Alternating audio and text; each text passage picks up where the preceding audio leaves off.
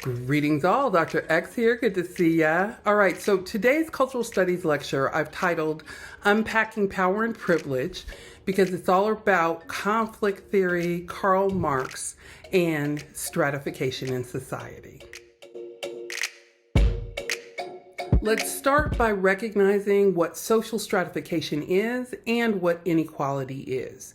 So according to your textbook, the definition of social stratification: how individuals and groups are layered and ranked in society according to their access to and possession of valued resources.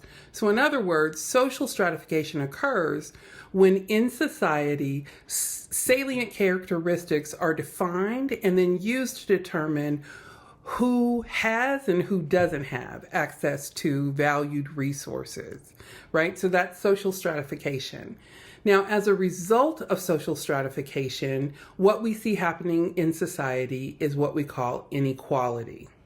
So then what is inequality? Well, for the purposes of this course, inequality is a social condition in which privileges, opportunities, and substantial rewards are given to people in some positions in society, but denied to others. So as you're doing your reading in your textbook this week, what you'll find is inequality leaves some groups more vulnerable to catastrophic events than others.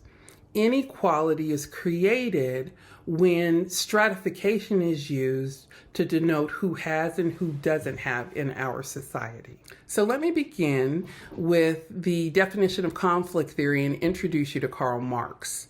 So what is conflict theory? Well, conflict theory is a theory that society is in a constant or perpetual state of conflict, and that conflict arises from competition for limited resources. So what Marx argued is that stratification is an outcome of struggles for domination and scarce resources. Now, conflict theory also holds that society or social order is maintained by domination and power rather than by consensus and conformity. So what Marx argues is that those people who hold positions of power in society dominate. Now, there could be, according to Marx, 4 ways in which wealth is distributed in society. It could be based on each individual's need. What people need is what they get. Or it could be based on what each person wants.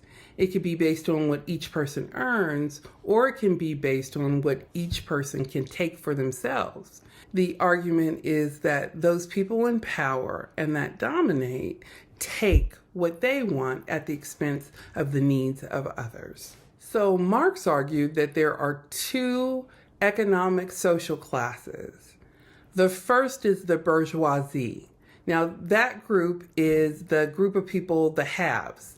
They control the means of production in society, and so they are able to take what they want and take what they can from those people who don't have.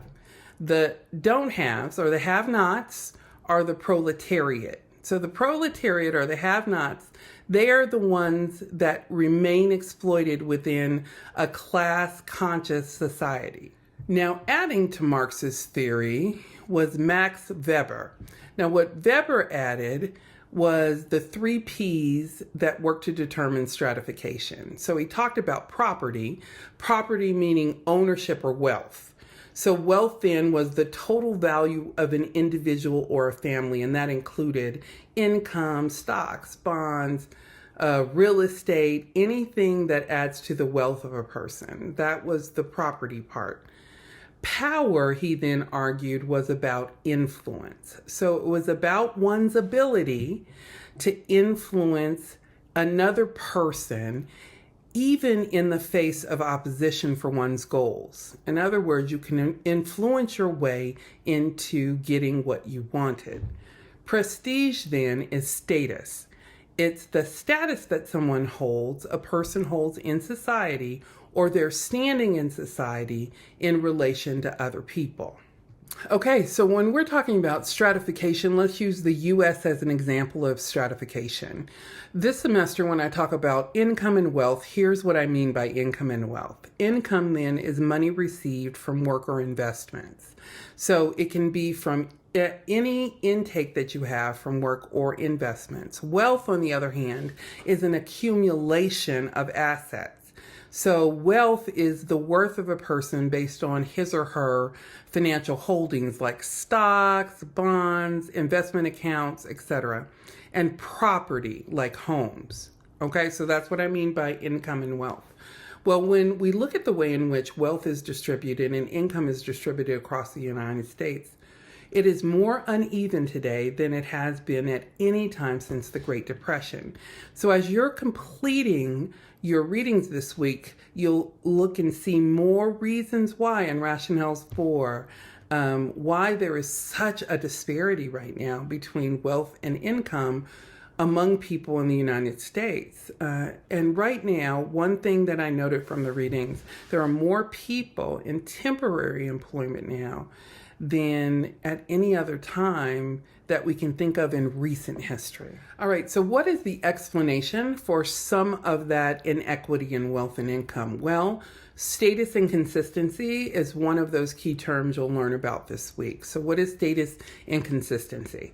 Status inconsistency is when people experience high status in one trait, especially a trait achieved from education and hard work, but may experience low standing in another area. So an example then would be a person goes and gets a higher level degree, a PhD, for example.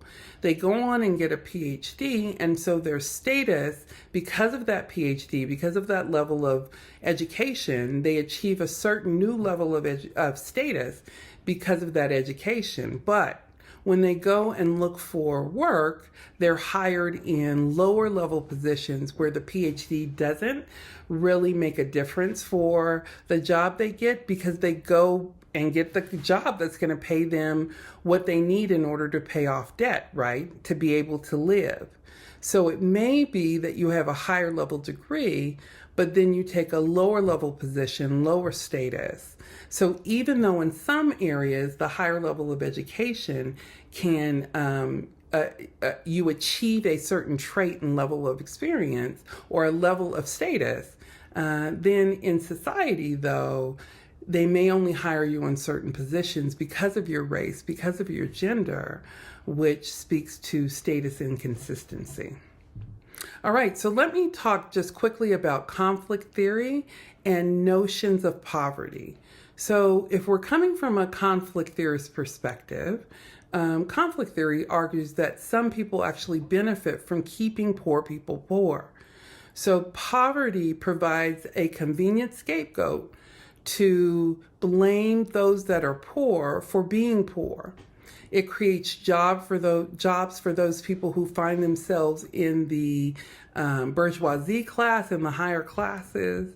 The poor then become surplus laborers, and the poor legitimize the lives of those people who are the haves, who fit in that classification. Okay, so as we go through the rest of this semester, I want to talk with you about two types of poverty that I'll be mentioning throughout the semester. The first is what we term absolute poverty. So what is absolute poverty? Well, absolute poverty is not having resources to meet basic needs. So it's that group of individuals that don't even have the resources available to them to meet their basic needs. It means no prestige, very little access to power, no accumulated wealth, and an insufficient means of survival. All right, so that's what I mean by absolute poverty. Relative poverty occurs when one's income falls below the poverty line, resulting in an inadequate standard of living relative to others in the society.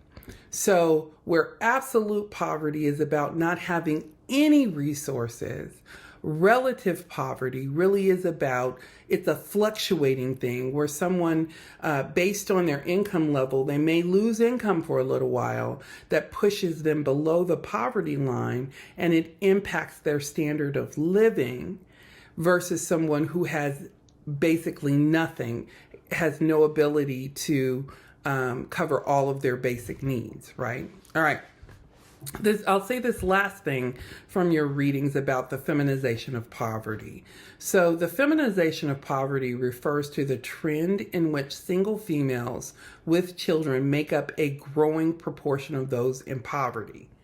So the more that we talk about poverty, the more we have to look at the layering and the intersection of identities that impact people that fall into the classification of the poor. And more we're seeing that women with children are beginning to feminize poverty. In other words, the feminization of poverty looks more and more female with kids. All right, that's it for this week's lecture. If you have questions, go ahead and leave those for me in the comments below. Thanks so much for watching, and have a great week.